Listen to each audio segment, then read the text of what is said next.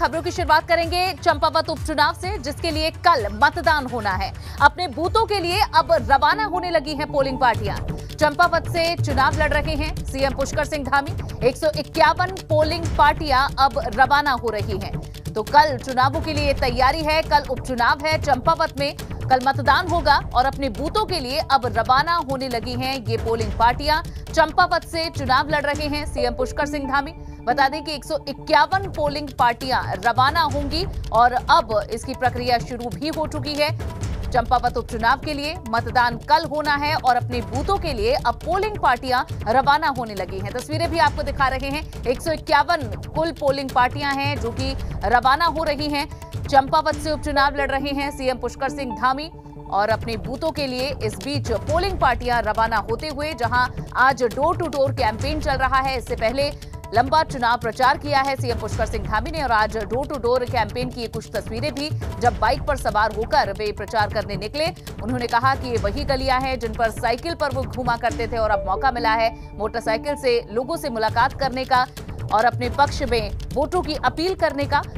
जहां चुनाव प्रचार खत्म होने के बाद डोर टू डोर कैंपेन का मौका है आज और कल मतदान होना है, जिस बाबत बूथों के लिए पोलिंग पार्टियां भी रवाना हो रही हैं। और चंपावत में हालांकि भाजपा का साफ तौर पर यह दावा है कि जीत उन्हीं की होगी। और पंकज राणा ज्यादा जानकारी हमारे संवाददाता देंगे।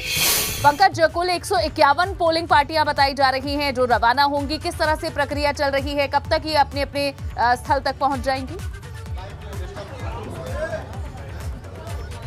बिल्कुल, देखिए अनु, चंपावत से सभी पोलिंग पार्टियों को अलग अलग जगह रवाना कर दिया गया है। 3 बजे का वक्त दिया गया है। 3 बजे सभी पोलिंग पार्टी अपने अपने स्थान में पहुंच जाएंगी और इनमें 151 बूथ टोटल हैं यहाँ पूरे चंपावत क्षेत्र में। और जो दूरस्थ क्षेत्र थे उन दूरस्थ क्षेत्रों के लिए कल शाम 16 पार्टियाँ रवाना कर दी गई थी। आज कई जो ऐसे क्षेत्र हैं जहाँ पर 40 से 30 किलोमीटर चलना है, उन जगह पोलिंग पार्टियाँ रवाना हो चुकी हैं। और जो शहरी क्षेत्र हैं उन क्षेत्रों के लिए पोलिंग पार्टियाँ लगभग 3 बजे के करीब पहुँच जाएंगी। 3 से 4 बजे के बीच सभी व्यवस्थाएं वहां दुरुस्त कर जाएंगी। ईवीएम मशीनें और सुरक्षा के मद्देनजर पुख्ता इंतजाम किए गए हैं, क्योंकि कल शाम 5 बजे चुनाव प्रचार बंद हो गया है। और अभी मैं एक आवास पे मौजूद हूं। ये बीजेपी के एक कार्यकर्ता का आवास है। यहाँ कुछ देर पहले मुख्यमंत्री पुष्कर सिंह धामी आए थे और आप देख रहे हैं कि तमाम महिलाएं भी यहाँ खड़ी हैं। उन्होंने उनका स्वागत किया है, क्योंकि कल मतदान का दिन है और अब जनता की बारी है। जनता मतदान करने जा रही है। हम बात करते हैं। आपने बहुत सुंदर एक गाना गाया है, क्या है वो कुमाऊनी गाना, आप जरा बताइए।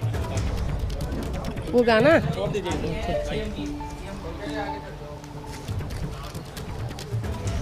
लेबरी कर बेरा मैल पैसा कमायो, लेबरी कर बेरा मैल पैसा कमायो, घरवाली ले पैसा फैशन में उड़ायो, घरवाली ले पैसा फैशन में उड़ायो। ओ आसमान जहाज उड़ो रंग न डाक को, ओ पंख हुना उड़ी उनो मैं बिना पंख को, ओ लेबरी कर बेरा मैल पैसा कमायो, ओ लेबरी कर बेरा मैल पैसा कमायो, घरवाली ले पैसा फैशन में उड़ायो, ओ घरवाली ले पैसा फैशन में उड़ायो। एक गाना तो ये गाया, एक दूसरा गाया।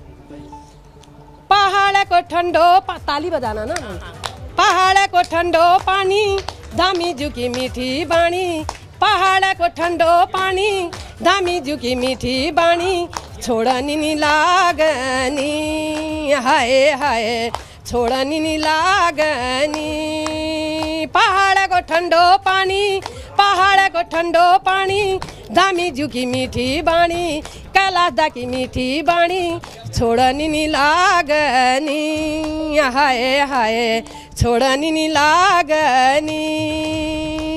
घस्यारूले घाँस काट्यो लुवा दातुलीले, घस्यारूले घाँस काट्यो लुवा दातुलीले, हियो मेरो भिरो आग्यो तेरी बाटुलीले, हियो मेरो भरी आग्यो तेरी बाटुलीले, पहाड़ ठंडो पानी धामी जू की मीठी बाणी, पहाड़ ठंडो पानी धामी जू की मीठी बाणी, छोड़नी नी लागनी हाय हाय छोड़नी नी लागनी। देखिए अनु, आपने देखा किस तरह से तमाम जो कार्यकर्ता है, बहुत खूबसूरत था, लेकिन हमारे दर्शक ये भी जानना चाहते हैं कि इस गीत के जरिए वे क्या कहना चाहते हैं। इसका हिंदी अनुरूप भी अगर वे बता पाए तो। बिल्कुल बिल्कुल, मैं ये भी बताइए कि इसका क्या हिंदी मायने क्या है, क्या आप मैसेज देना चाह रही हैं, क्या क्या आपने धामी जी के लिए कहा है? धामी जी के लिए हम लोग रोज प्रचार कर रहे हैं, गांव गांव सब घूम रहे हैं, सब इकट्ठा करके सब घर घर के गीत गाया है। उस गीत के मायने क्या है? तो कुमाऊनी में आपने गीत गाया, क्या हिंदी में कहना चाह रहे हैं? अच्छा, हिंदी में ये धामी जी को हम लाएंगे करके ऐसे करके गाना गा रहे हैं, हम अपने उसमें लाएंगे, कमल का फूल जिताएंगे, सब जने मिलके वोट देंगे, सबसे पहले धामी को जिताएंगे हम। धामी जी हमारा विकास करेंगे ना।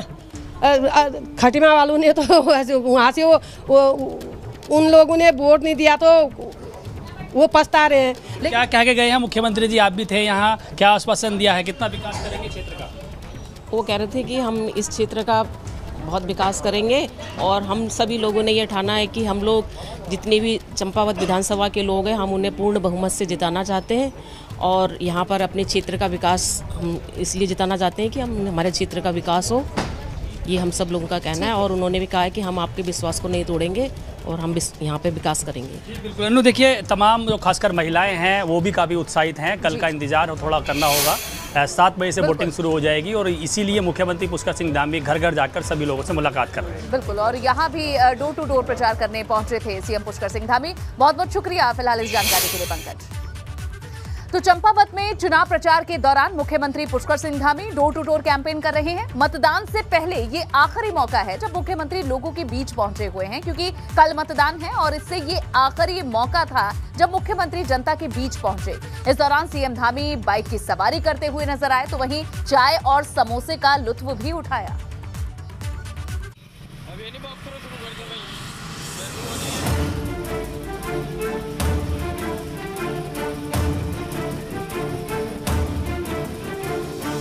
आप सोच रहे होंगे कि उत्तराखंड के मुख्यमंत्री पुष्कर सिंह धामी आखिरकार बाइक पर सवार होकर कहां जा रहे हैं। मुख्यमंत्री ने तो खादी कपड़े ही पहने हैं, ना ही वो नेताओं की दूसरी वेशभूषा में हैं। एक आम इंसान की तरह से पुष्कर सिंह धामी टी शर्ट पहनकर बाइक पर निकले हैं।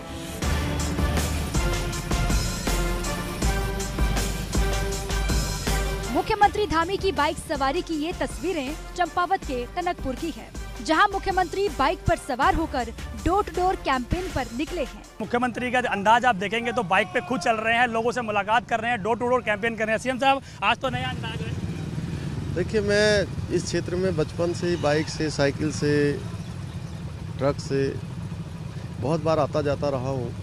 यहाँ पर बहुत सारे मित्र हैं और चूँकि चुनाव प्रचार बंद हो गया है, बीच में उनसे सबसे मिलने की इच्छा थी, मिल नहीं पाया। आज सभी से मिल रहा हूँ और बाइक से जाने में सुविधा है थोड़ा कि आसानी से सब जगह पहुँच जा रहे हैं, क्योंकि बड़ी गाड़ी से कई जगह नहीं पहुँच पाते हैं। कई लोगों से ही मुलाकात हुई है, वो आपके स्वभाव को लेकर बड़े खुश हैं कि सीएम साहब आए, चाय पी अभी आपने महादेव दुकान, वो कह रहे बहुत खुश हैं बहुत ज़्यादा। तो क्या लग रहा है आपको? लोगों का तो रुझान हो दिख गया है, लेकिन फिर भी आपको क्या उम्मीद है? नहीं, कल का दिन यहाँ के लिए बहुत ऐतिहासिक दिन है और यहाँ पर सारे रिकॉर्ड ध्वस्त होंगे, और मतदान का भी और उसका आगे का भी। पिछले कई दिनों तक मुख्यमंत्री धामी ने चंपावत में खूब प्रचार किया। वो जनता के बीच गए, वोटों की अपील की। अब चूंकि चुनाव प्रचार खत्म हो गया है तो डोर टू डोर कैंपेनिंग पर निकले हैं मुख्यमंत्री पुष्कर सिंह धामी। आप देख रहे हैं कि किस तरह से मुख्यमंत्री पुष्कर सिंह धामी अभिनंदन कर रहे हैं तमाम लोगों से। बाइक पर वो निकले हैं और उनका ये कहना है कि बचपन से वो इन गलियों में बाइक से निकलते थे और आज बाइक से ही वो यहाँ पर हल्का रोड शो कर रहे हैं, लोगों से मुलाकात कर रहे हैं। पीछे भी एक बड़े संख्या लोगों की यहाँ मौजूद है, सिक्योरिटी के लोग भी उनके साथ चल रहे हैं। पूरे मार्केट में आप देखेंगे तो तमाम जो लोग हैं वो लगातार बाइक से उनके साथ साथ चल रहे हैं और डोर टू डोर कैंपेन करने की कोशिश कर रहे हैं। इसके साथ ही सीएम पुष्कर सिंह धामी एक दुकान पर चाय और समोसे का आनंद लेते हुए भी नजर आए। मुख्यमंत्री के साथ पूर्व विधायक कैलाश गहतोड़ी और राजेश शुक्ला भी मौजूद हैं। मुख्यमंत्री धामी का ये अंदाज बेहद अलग है और इसी अलहदा अंदाज की वजह से पुष्कर सिंह धामी पूरे प्रदेश में लोकप्रिय हैं। एबीपी गंगा के लिए चंपावत से पंकज राणा के साथ अनुज शर्मा की रिपोर्ट।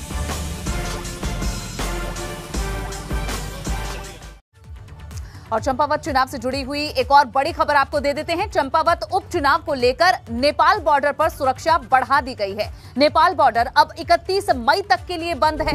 यहां शारदा बैराज को आवाजाही के लिए बंद कर दिया गया है। बैराज से सामान्य दिनों में आवाजाही होती है। चंपावत सीट के लिए कल मतदान होना है, जिसके मद्देनजर सुरक्षा को देखते हुए ये कदम उठाया गया है। तो बड़ी खबर, चंपावत उपचुनाव को लेकर नेपाल बॉर्डर पर सुरक्षा बढ़ा दी गई है।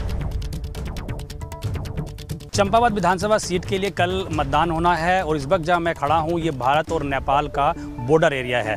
ये आप मेरे पीछे जो आप देख रहे हैं यहाँ से नेपाल और भारत के लोगों की आवाजाही होती है। अमूमन यहाँ से हर रोज़ जो नेपाल के लोग हैं वो सुरक्षा के बाद यहाँ से उनको जांच करके आगे भेज दिया जाता है। लेकिन क्योंकि कल मतदान होना है और मतदान के मद्देनज़र फ़िलहाल ये जो बॉर्डर है इसको ब्लॉक कर दिया गया है, बंद कर दिया गया है। अभी ज़्यादा आवाजाही नहीं हो रही है, पैदल रास्ता है। नेपाल के कुछ लोग इधर अगर कुछ काम के लिए खरीदारी करने के लिए आते हैं तो उनको सीआरपीएफ के जवान आप देख रहे हैं इधर खड़े हैं। सीआरपीएफ के जवान यहाँ मुस्तैद रहते हैं, वो उनसे जानकारी लेते हैं, उनसे पूछते हैं आप कहाँ जा रहे हैं। तो वो सभी जानकारी लेने के बाद जांच के बाद उन्हें इधर एंट्री दी जाती है। तो ये तमाम चीज़ें यहाँ फ़िलहाल कर दी गई हैं क्योंकि कल मतदान होना है और मतदान से 36 घंटे पहले ये व्यवस्था की गई है कि सारी जो यहाँ बॉर्डर है, जो भारत और नेपाल का बॉर्डर एरिया है, उसे बंद कर दिया गया है। ये शारदा का बैराज आप देख रहे हैं। अभी जो एरिया है ये शारदा बैराज का, ये भारत में है। और उस साइड आप देखेंगे तो जो शारदा बैराज के दूसरी तरफ का एरिया है वो नेपाल का एरिया है। वहाँ भी हमारी एक सुरक्षा चौकी है सीआरपीएफ की। वहीं पे पहले जांच होती है। कोई नेपाल का व्यक्ति भारत आना चाहता है तो उसको यहीं से पैदल मार्ग के रास्ते इधर आने दिया जाता है। सीआरपीएफ के आप जवान इधर देख रहे हैं कि कोई भी व्यक्ति उधर से आ रहा है तो उसकी जाँच कर रहे हैं। ये बैराज पर ये लोग कुछ यहाँ पर आए थे जिनका काम होता है, ये नेपाल की साइड नहीं जा सकते और नेपाल का कोई व्यक्ति इधर नहीं आ सकता है। कल शाम 6 बजे तक इस बॉर्डर को पूरी तरह से ब्लॉक कर दिया गया है और सीआरपीएफ के जवानों की मुस्तैदी आप देख रहे हैं। यहाँ जवान मुस्तैद हैं क्योंकि चुनावों के मद्देनज़र ये सुरक्षा के पुख्ता इंतजाम किए गए हैं। उन्हें ऑर्डर मिला है कि यहाँ से किसी भी तरह की कोई आवाजाही नहीं होगी। तो इस बॉर्डर को फिलहाल बंद कर दिया गया है। ये शारदा बैराज का, टनकपुर में बैराज है शारदा का, और यहीं से पैदल मार्ग के जरिए लोगों की आवाजाही होती है। और चुनाव को देखते हुए इस सुरक्षा के मद्देनज़र इन सभी चीज़ों को फिलहाल ब्लॉक कर दिया गया है। नेपाल से लोगों की आवाजाही यहाँ पैदल होती है, फिलहाल जो अभी नहीं हो रही है। चुनाव खत्म होने के बाद यानी कल 6 बजे के बाद इस बॉर्डर को फिर से खोला जाएगा और फिर यहाँ से अमूमन जो पैदल लोग आते हैं उनकी आवाजाही शुरू हो जाएगी। टनकपुर के नेपाल बॉर्डर से अपने सहयोगी क्रिस्टोफर लॉरेंस के साथ पंकज राणा, एबीपी गंगा। और चलिए अब आपको सीधा लिए चलते हैं यूपी विधानसभा। अखिलेश यादव यहाँ बोल रहे हैं। इन निवेशों में 5 लाख से अधिक रोजगार के अवसर सृजित हो रहे हैं। जो सरकार ये न बता पा रही हो कि एमओयू के बाद कहां पर बना है, कहां इन्वेस्टमेंट हुआ है। और अगर हम आंकड़ों को देखें, जो आंकड़े हमें बताते हैं 2017-2018 जो गैप है बजट एस्टिमेट में वो लगभग 16% का है। 18-19 में 8%, 19-20 में 20%, 20-21 में लगभग 20%। तो एक्चुअल बजट में और ये गैप अगर दिखाई देगा तो इतना बड़ा बजट आने के बाद खर्च क्या करेंगे? इनकी कैपेसिटी है क्या विभागों की खर्च करने की? सरकार ये बताए कि क्या जो बजट पेश हुआ है वो खर्च किया जाएगा। दूसरा, जितना भी खर्च करने का विभागों के माध्यम से है, अगर हम एजुकेशन, स्पोर्ट्स, आर्ट और कल्चर में देखें उसमें भी दिखाई देता है कि 38% का ग्रोथ गैप है। अब मेडिकल एंड पब्लिक हेल्थ में बजट तो दिखा रहे हैं बहुत ज़्यादा, लेकिन जिस तरीके से माननीय मंत्री जी, माननीय सदस्य जगह जगह गए, उन्हें खुद महसूस हुई है कमी क्या नज़र आ रही है। जो इंफ्रास्ट्रक्चर होना चाहिए था, चाहे वो मेडिकल कॉलेज हो, चाहे हमारे जिला अस्पताल हो, चाहे हमारे सीएससी, पीएससी हो, जो इंफ्रास्ट्रक्चर होना चाहिए वो इंफ्रास्ट्रक्चर नहीं दिखाई देता। और माननीय मंत्री जी का ही माने अगर हम, तो हर जगह कमी नजर आ रही है, केवल इंफ्रास्ट्रक्चर में नहीं, डॉक्टरों की कमी है, नर्सेस की कमी है, वार्ड बॉय की कमी है।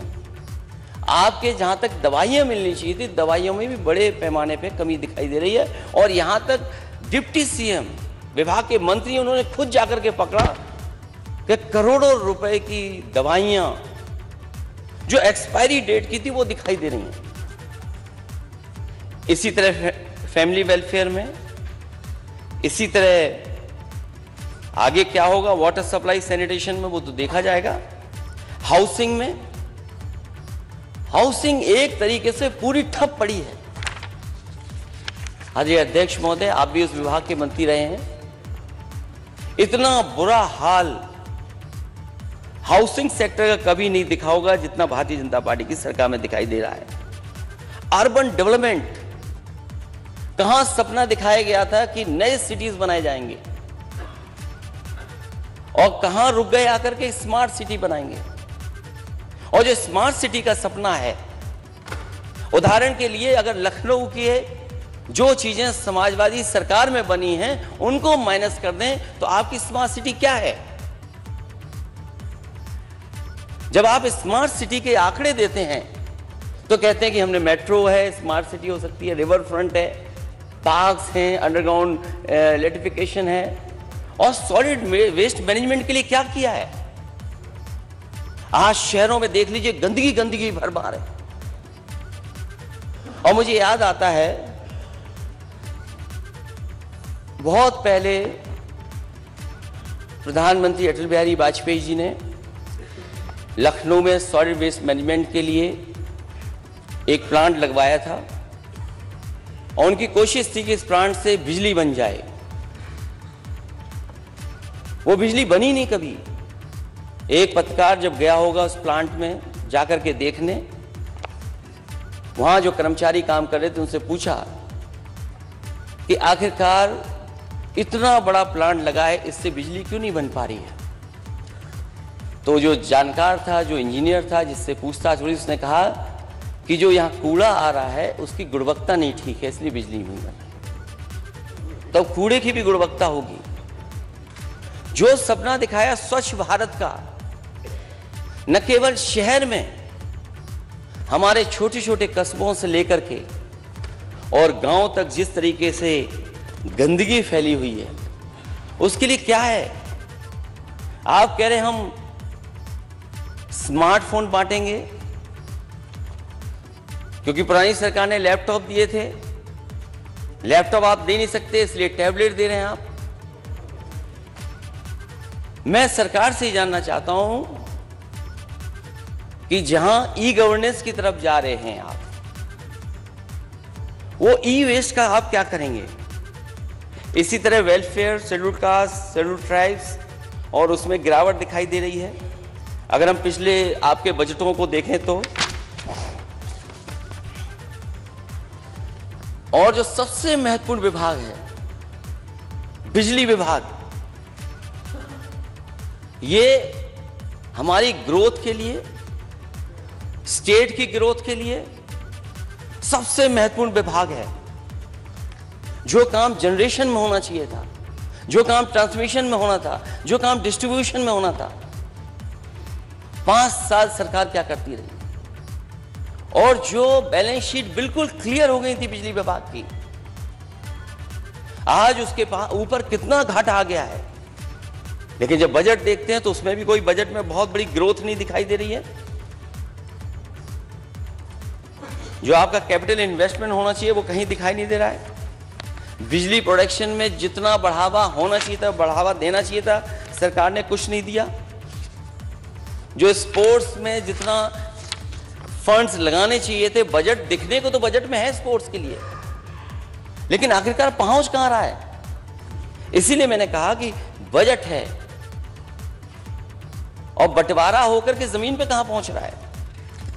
हाउसिंग डिपार्टमेंट का मैं बोल चुका हूं, और डेयरी को लेकर के जहां एग्रीकल्चर सेक्टर में गिरावट हुई है इन्वेस्टमेंट की, आपके बजट को कम किया गया है। और मैं तो कहूंगा कि नेता सदन, क्योंकि आपकी बहुत जगह प्रदेशों में सरकारें होंगी, आप तुलना करिए कि एग्रीकल्चर सेक्टर में आपने कितना बजट दिया है और प्रदेशों में बजट क्या मिलता है, क्या गिरावट है कि नहीं है। डेयरी डेवलपमेंट, यह महत्वपूर्ण हमारी एग्रीकल्चर इकोनॉमी को बेहतर करने के लिए है। डेयरी के लिए क्या काम हुआ है, जो हमारी पराग है उसको कितना आगे बढ़ा रहे हैं आप। अगर हम इसी में देखें, जो गैप नजर आ रहा है वो बड़े पैमाने पे गैप दिख रहा है। जो इन्वेस्टमेंट होना शुरू हुआ था इसमें, उस इन्वेस्टमेंट को इस सरकार ने रोक दिया। 16-17, 17-18, 18-19 लगातार बजट दिया गया 16-17 तक, लेकिन जैसी 17-18 समाजवादी सरकार में जो बजट दिया था उसके बाद लगातार बजट कम हो गया। ये भी कहीं ना कहीं हमारी ग्रामीण अर्थव्यवस्था को ग्रोथ के आगे बढ़ाने में काम करता है। कम से कम समाजवादी सरकार में जगह जगह प्लांट लगना शुरू हो गए थे। और मुझे याद है कि अमूल के बड़े अधिकारी मुझसे मिले थे आकर के, वो यूपी का मार्केट देख करके और यूपी का मिल्क प्रोडक्शन देख करके यहां पर काम शुरू करना चाहते थे। मैंने कहा कि आप पराग के सामने अगर यहां पर काम करेंगे तो हमारा पराग कहां चला जाएगा। उसी समय फैसला लिया गया कि जितना इन्वेस्टमेंट अगर अमूल करेगा उससे ज्यादा इन्वेस्टमेंट्स आपके पराग में होगा, जिससे पराग आपका मुकाबला कर सके अमूल जैसे बड़ी सोसाइटी का। और उसका परिणाम है कि अगर अमूल का प्लांट लखनऊ में लगाने के लिए मैंने जमीन दी चकगजरिया में, तो मैं तो कहूंगा नेता सदन ने उसका शायद उद्घाटन भी किया था। उसके बगल में पराग का वैसे का वैसा प्लांट बनाया, जिससे कि अगर अमूल अपना मार्केट में घुसेगा तो हमारे पराग को भी कहीं पछाड़ न दे, और बराबर का प्लांट उसके लगाया है। कानपुर देहात में 5 लाख लीटर प्रोक्योरमेंट का प्लांट लगाया। वाराणसी का लगना था, अब लगने जा रहा है वहां पर। मदर डेयरी का, जिस समय समाजवादी सरकार नेताजी मुख्यमंत्री थे, मदर डेयरी का 5 लाख का प्रोक्योरमेंट का प्लांट लगा था, लेकिन बीच में एक सरकार आ गई, उसने काम नहीं किया। बाद में मुझे मौका मिला, 5 लाख लीटर का वहां भी बन गया। आज उत्तर प्रदेश में सबसे ज्यादा डेयरी के क्षेत्र में और खासकर प्रोक्योरमेंट के क्षेत्र में अगर किसी ने काम करने का काम किया था तो समाजवादी सरकार ने। लेकिन बीजेपी को पता नहीं क्या हो गया, कहने को तो वो प्रचार होता है दूध पीता है इंडिया, लेकिन बीजेपी को क्या हो गया, क्यों इसके पीछे, क्यों इसके लिए बजट नहीं बढ़ा। और माननीय वित्त मंत्री जी हैं, वो जरूर इस बात को बताएंगे कि पराग के लिए कितना बजट बढ़ाया है और मिल्क प्रोडक्शन के लिए कितना इन्होंने काम किया है। वहीं मुझे याद है कन्नौज में काऊ मिल्क प्लांट लगाया था, और मैं उस समय कहता था कि काऊ मिल्क को बढ़ावा देने के लिए अगर हमें काऊ के मिल्क का पैसा ज्यादा देना पड़ेगा तो हम देंगे उसके लिए। और ये भी मैं कहता था कि अगर हमें 4 रुपए ज्यादा देना पड़ा तब भी पर लीटर 4 रुपए ज्यादा दे करके दिखाएंगे। अगर आप गौ रक्षा कर रहे हैं, गाय मां को बचा रहे हैं, और गाय मां की संख्या नहीं बढ़ेगी, इधर आपकी गलत नीतियों की वजह से, गलत फैसलों की वजह से गाय मां की संख्या कम होती जा रही है। मैं वित्त मंत्री जी से कहूंगा कि उत्तर प्रदेश में गाय को बढ़ाने के लिए और गाय के मिल्क का प्रोडक्शन बढ़ाने के लिए क्या कोई योजना ऐसी लाएंगे जिसमें भैंस के मिल्क से जो उसका फैट कंटेंट है, क्योंकि ज्यादा होता है, लेकिन क्वालिटी गाय के दूध में बेटर है, तो क्या सरकार इस पर सोचेगी कि काऊ के दूध को खरीदने का इंतजाम करेंगे कम से कम 4 रुपए ज्यादा दे करके। क्योंकि आपका तो सबसे बड़ा बजट है, अगर सबसे बड़ा बजट है तो फिर गाय के मिल्क के लिए क्यों बजट ना हो। ये बात मुझे इसलिए याद आ गई कि नेता सदन ने कहा कि कन्नौज को भी हमने कुछ दिया है। मैं नेता सदन से कहूंगा कन्नौज की पहचान इत्र से है, गोबर से नहीं है। इसलिए मैं नेता सदन से कहूंगा वित्त मंत्री जी ने पैसा नहीं रखा है उसके लिए। हो सकता है इत्र से आपको लगाव ना हो,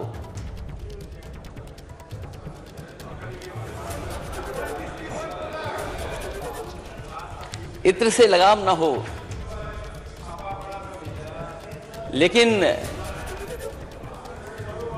लेकिन खुशबू हर एक को पसंद है। और मैं तो कहूँगा दिल्ली से एक हमारे माननीय सदस्य हमारे साथ भी रहे हैं, पीडब्ल्यूडी सबसे बड़े विभाग के मंत्री हैं, इत्र के बारे में तो बेहतर समझते होंगे, क्योंकि दुनिया में सबसे बड़ा मार्केट अगर किसी का है जो और चीजों का, तो इत्र का भी बड़ा मार्केट है। वहां पर मैं एक परफ्यूमरी पार्क बनाना चाहता था, क्योंकि ट्रेडिशनल है, चीजें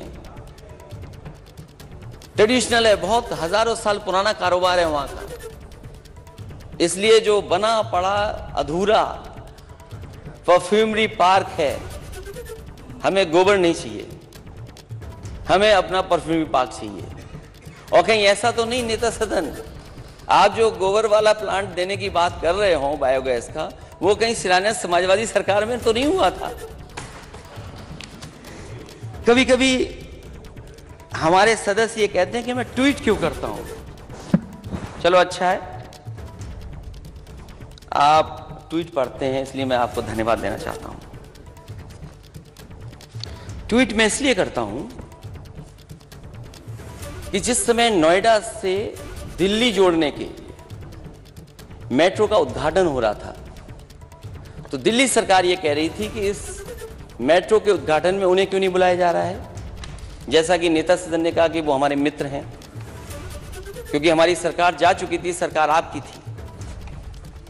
उस समय मैंने ट्वीट करके कहा, और अपने लोगों के बीच में मैंने कहा कि अगर किसी को बुलाना चाहिए था तो हमें बुलाना चाहिए था, क्योंकि वो मेट्रो पहली ऐसी मेट्रो थी जो